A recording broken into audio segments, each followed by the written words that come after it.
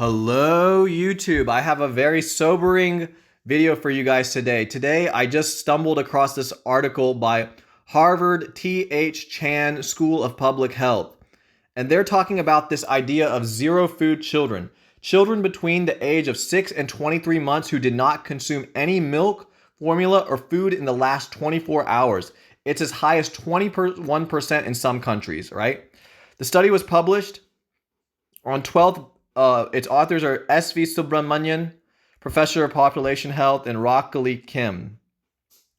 To investigate the numbers, they took a cross-sectional study, and they found that the incidence rate is as low as 0.1% in Costa Rica, and in the developed world, it's non-existent. Zero food children are non-existent in the developed world.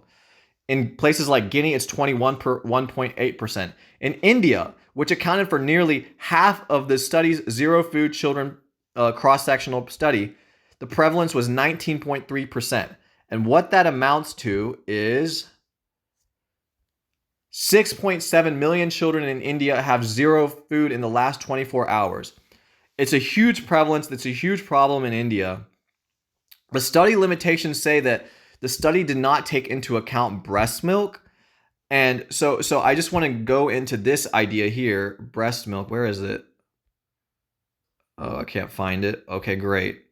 Well, basically it's okay, let me look it up real quick here. When can babies, it's right here, guys. 1 second, let me get to the article. So they didn't take into account breast milk, but experts say that, let me show you right here. It says right here, most experts recommend starting solid foods sometime between 4 and 6 months of age. So these are children up to 2 years old who haven't had anything but breast milk in the last 24 hours. So they're called zero food children.